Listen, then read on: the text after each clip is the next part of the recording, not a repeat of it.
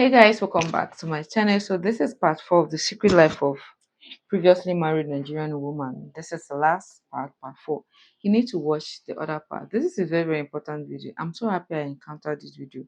Like, there's a lot of bad, and as a Nigerian watching this, I like it. Let's continue for those that are up to date. If you've not watched the other part, you need to watch it. Go and watch part 1, part 3 before you watch this. And honestly, till today, I still love that baby moon. It was such a fun time. I actually did a whole baby moon vlog. If you were there, you were there. It was a move. But we argued like almost every day of that vacation. And most of the arguments were like, why are you taking pictures on the vacation? Like, you shouldn't be taking pictures, all these things. And I've always been somebody who takes pictures. And it's so crazy because there was a point in time where I had Instagram, and he had just been complaining about how I was like always on Instagram, because at that time was when Instagram first came out and I was really interested in it. So he was just like, why would you always be on Instagram? So there was a time I just deleted Instagram. I think that I don't know why I placed him on that high of a pedestal for me to delete my Instagram. It's almost like I wasn't standing up for myself at all. And I know where that stems from now. We're not going to go through that whole therapy session of where that stems from, but I just knew that like it was one of those things where I placed everything just so above the needs of myself, and to the detriment of myself, if anything. So I'm pregnant with Amari. We go on this baby moon, very stressful pregnancy. I had gestational diabetes. I had to check my blood sugar by pricking myself 3 times a day. I was on a meal plan. I was still going through a lot of friendship in and outs. I wasn't really sure who to trust at that time, because it just seemed like I wasn't sure if people were around me because they liked me or because of the clouds, because at that time I was really like popular online, especially after having a baby and things like that. Now, by the time Amari was born, I think I had maybe like 1 or 2 friends still around me, of all the friends that I had, and even all the friends that were like, they would check on me here and there, but I just didn't feel like I had very solid relationships with people around me. And hey, I'm just talking from the perspective of somebody who has already gone through this, in the sense that like, this is what I used to, if I go back then, that's what I used to think. That's not who I am now. All this is past. So during Amari's pregnancy, had Amari. Now, after Amari was born, I think that's... You see what she wrote here? I felt the most alone when Amari was born, especially because I didn't know how to navigate basically being a new mom as well as being married. We went right into having children. You see, I'm not even married, yeah. But one of the things I keep telling myself, that if I should get married, when I get married, actually, because I know I will get married, when I get married, that my husband and I, we need to know ourselves. Let's get to know ourselves as couples before we start bringing in children. At least let's set some things right, so that when children start coming, we know what to do, how to go about it. Do you get? And I love the fact that that omugo, when the mothers come to help the new mom or people around that culture that Eastern people do. I love it a lot. It helps new mothers a lot. I just wish every culture would adopt that. New mothers, they need all the help they can get. actually when I started realizing that things were different. Aside from like the regular, like day to day, like maybe like he used to go to work, so I would be home with the baby, but I also was still an influencer. And you guys would know, I came back, I took like a whole month off after Amari was born in July. I came back on social media in August, and I was literally churning out 3 videos on YouTube consistently. I was really out there, but it was getting hard for me because back at home, it was a situation where he would come back from work and then just straight do what he wants to do while I was with the baby. So I was really just not having that like support that I really needed at that time. And like he would be in there here and there, like maybe some, like change a diaper here, or like sometimes maybe when I was gonna sit down, it seemed like babysitting in a weird way. And I didn't think of it like that back then, because I hadn't really seen the dynamic between a new baby and a dad. I just knew that like I was getting overwhelmed. I would get overwhelmed. It would cause arguments. It would just be all these things, and it was just stressful. Now in that... I said all that to say that staying away from sex while you're not married to somebody will save you from a lot. It is easier. This is also what I've experienced. It's easier to walk away from a relationship that is not working when there's no sex involved. I promise you. I promise you. It is so much easier to walk away. Times it was, there were fun times. I wouldn't make it seem like it was all bad. There were fun times, definitely. But I remember at some point I had to start keeping a record of voice memos because I started realizing that I was losing track of what was going on in arguments, and I didn't understand certain things, and I'll be like trying to figure out my points, and like if I was really, if something was really happening, or just started literally keeping track on my phone of like how things were, because I did not understand whether the arguments we were having made sense. But again, they didn't think anything of it. Now, I never ever, when I got married, thought I was going to get divorced. I genuinely thought that this was the person I was going to be in a rocking chair with at our house while our children have grown up. That's literally what I thought. Because when we were friends, we were friends. But when we weren't, we were not. We were enemies. And I think it was that tiny tie of friendship, because I'm a very sentimental person, and I think that small tie of friendship was what I was holding on to. And also a lot of stuff in the beginning of the relationship, that romance and things in the beginning of the relationship, was what I was holding on to. But it never was that way. Birthday gifts had become scars, romance had become scars. Certain things that I craved that weren't there had just been obliterated, but I just kept being there because I felt as though, oh well, it will get better, but it kept getting worse. But I didn't want to admit it to myself that it was getting worse. Now, we finally, we all know, if I have to reiterate this, I just have to reiterate this just for this part. 2 months after Havana was born, went to mental hospital, came back, and ended up being in Baltimore, and everything that happened online with the NSARS movement happened, and he had my phone. After he responded to somebody, it just went all over the place. And I just talked about it on my TikTok. If you really want to know like the in-depth situation, go on my TikTok, because sometimes I feel like I don't want to like keep it feels like beating a dead horse. I don't want to keep rehashing the same things. Oh, I'm not following because this story is the first time I came across. I've never heard about her before now. I guess something happened. Oh, that must be terrible. From what she's insinuating, the man must have used her phone to say something like she's the one, and it's not nice. If that answers 5 years, is it how many years ago now? It was a terrible time in my country. So I'm imagining, hey, I just hope it's not what I think it is. If you really want to know what happened and everything, I put that separate video on my TikTok. Honestly, I'm really making this video on YouTube because I know that it's going to be a lengthy video. It's not something I can just do on TikTok. I'm not about to do part 1, part 2, part 3. Please, I beg.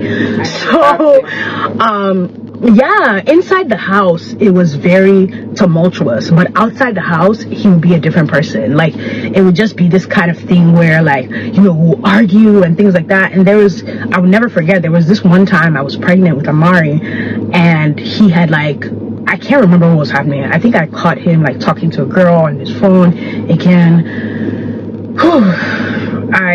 I don't know why I was putting myself through the stress. I don't know why. Now that I think about it, like, I just don't know why. I had thought to myself, like, he had been angry and like punched a hole in the door in our house. And I remember people coming over and me never telling them that he was the one that punched the door in the house. And that time I was pregnant with Amari, meaning this was like even like in the beginning. And it was really sad because when I think about it, I'm like, why did I feel the need to keep that from people? And I think the true reason is because I was one of the first people in my age group, or in the people around me, to really get married, start having kids. So I think that there was a part of me that just wanted to keep that like perfectionism, or my close friends, like my real best friends, knew the shit that used to go on. But other people, I would just be like really, and some people would be like, oh, keep your marriage private and stuff like that. So I really wasn't in the business of telling anybody what was really going on. Everything happened online, and I took a step back online, and I became very docile and very depressed for that whole year. That year was really what made me start to realize that I wasn't like would complain about being my caretaker, because at that time he was my caretaker. At that time he was the person who was with me and all these things. But Imagine that kind of person being your caretaker at your lowest point. Oh, I don't wish that on anybody. That's I didn't realize how I was also very alone. You know, he would be kind of upset that I would be depressed because I don't think he understood what depression was. Again, me, I'm not putting blame on anybody, but I just don't think that it was handled in the way it could have been handled. You know, he tried to push me as much as he could to like doing things and stuff like that, but it was just, I was depressed. There was nothing, you know, anybody else could do. And for him, I felt like that was a lot. Now, we finally moved to Arizona, and then I met my new psychiatrist. Things started getting better. However, I think because I was starting to be cognizant, and also I'd now been in therapy for 2 years, life started returning to me in a way where I started kind of gaining consciousness. Like, I was seriously gaining consciousness. And I started realizing that every single thing that I was doing and all the things that I thought that were I was doing wrong, or like everything was basically walking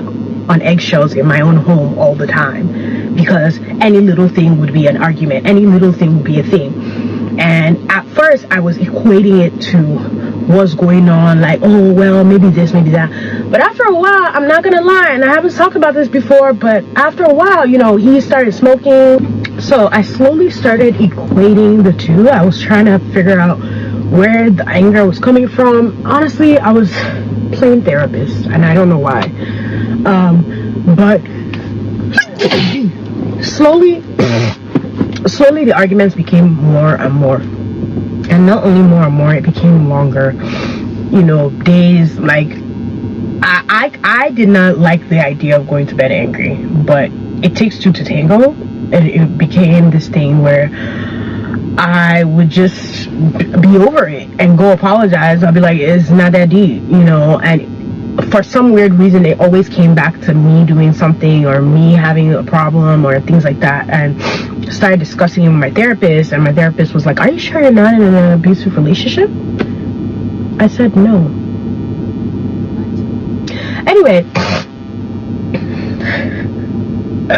it just so happened that the arguments kept getting worse, and at that time I literally did not have any friends, and we had just moved. I had started trying to build a community where we were, but it was really hard because, you know, I didn't really want to put myself on social media and be like, hey, who's in Arizona, come hang out.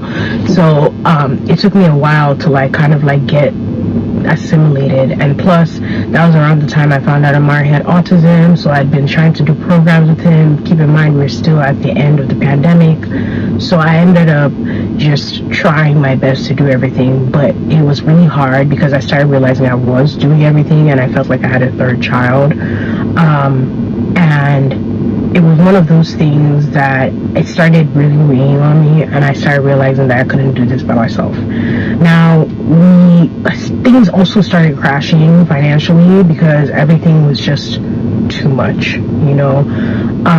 We had just moved and gigs weren't coming in as they used to, and it was really sad, but at the same time, you know, we've handled it, you know, life happens.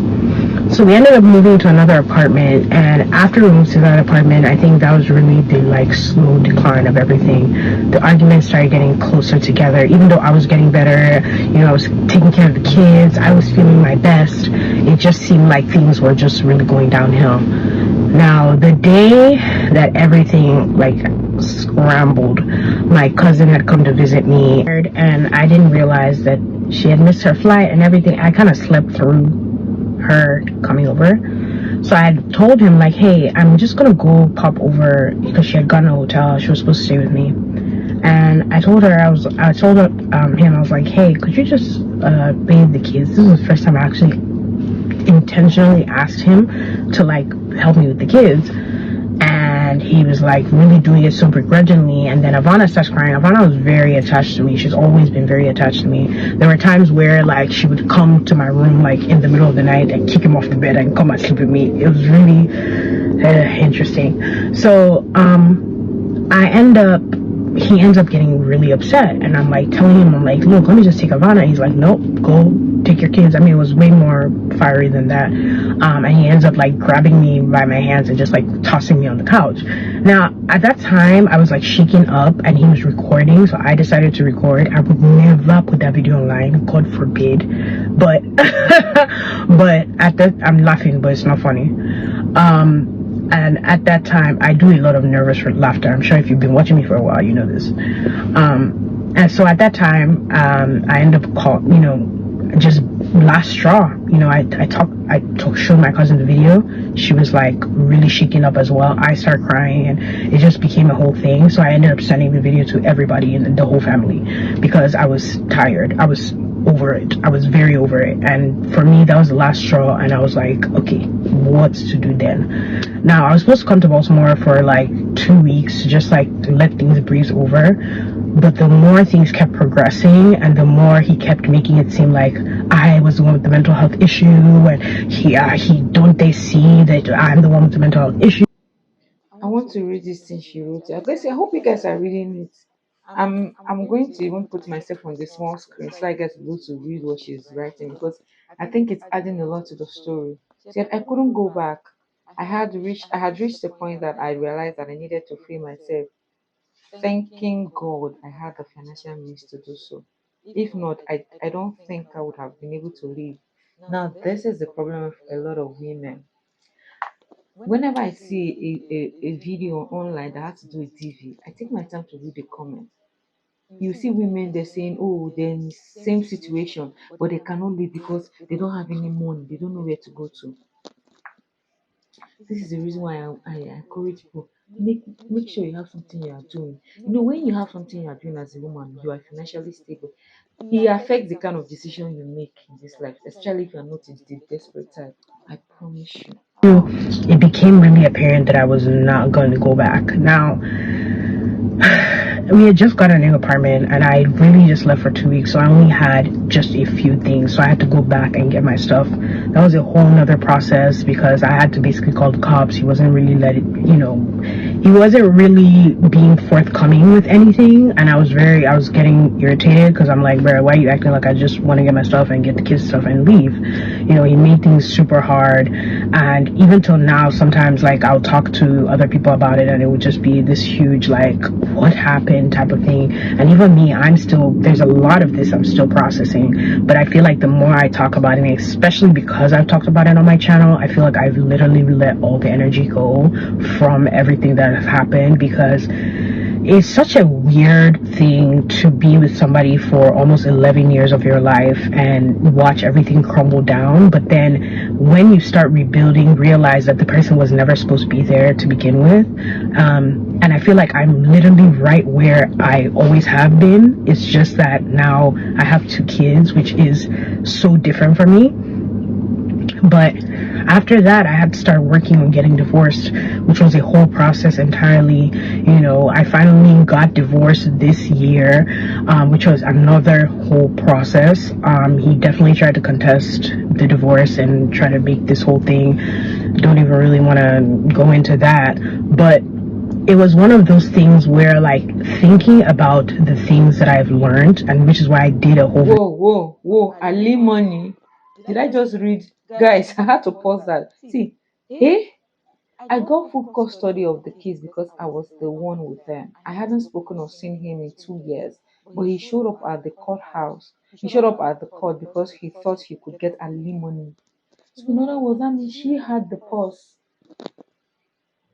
Hey, hey, video about the things I've learned is that the little things are not just little.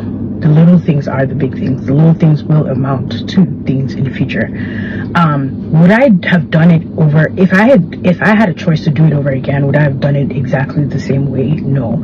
I feel like I needed to have been in a different position, and I try not to beat myself up about it.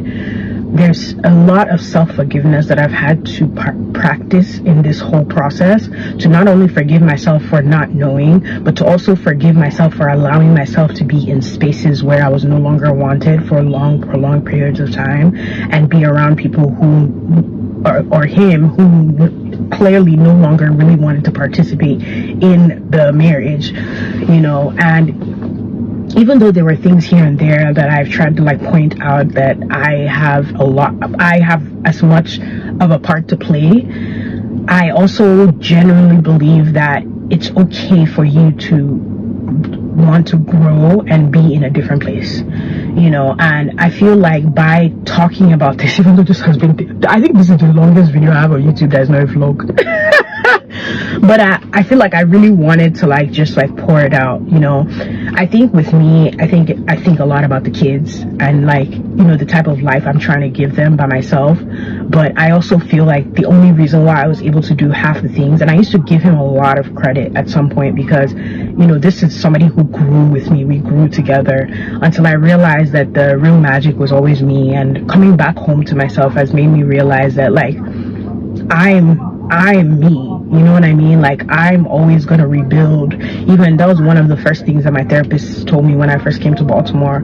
You're a woman, you rebuild. And I never believed it until now. And for me, rebuilding is not necessarily even about like getting things that I've lost back. Rebuilding for me is getting my mind back, getting to that place in my life where I'm now excited about the certain things that I used to do. Is the pain still there? It is sometimes, because it's a decision, it's a huge decision that really did change the trajectory of my life, which is very important for you to really pay attention to who you're marrying. It's one of those decisions that you might not think impacts you, but it impacts all facets of your life. And I'm just glad that I'm still in a place where I can give back to other people just through experience or through the things that I've been through, because I don't know how I would. I wish I had seen a video like this when I was going through things. I wish I had seen a video like this that let me know that I wasn't alone. But I think the most important thing that I want everybody to take away from this video is that dating is not just dating. And if you want to get married, really think about why you want to marry this person and how you're going to tackle problems together. Because if two people are unequally yoked, I feel like a lot of people talk about unequally yoked being Christian and unchristian, but I generally feel like unequally yoked also can be in mindset and how you guys work on things together. Because marriage is about two people who are able to build something together and understand that there's a bigger thing above them aside from their problems or the things that they feel like they can't talk about. And I feel like with me, I genuinely believe that you have to go through things to understand how to be better and do better in the things that you end up, the decisions that you end up making in life. Like, I'm so happy she shared her experiences. I won't lie, we don't get to see a lot of videos like this. People genuinely sharing like the nitty-gritty details, what led to what. And as you are listening to this, it's making you think about your life, decisions you've also taken, how how you played the part in taking yourself that path that wasn't the right path. So I'm so happy, and I'm sure that as we are listening to this story, we are also learning. We are trying to view ourselves in that light and think of the parts where we need to change or relearn or things we need to unlearn. I just hope that's making sense to everybody. But let me know your thoughts in the comment section. Don't forget to like and subscribe, guys. Let me show you guys this handcrafted tie and dye shirts. It's so lovely. It's one of my favorite thing. Let me show you another. So this comes in blue and white.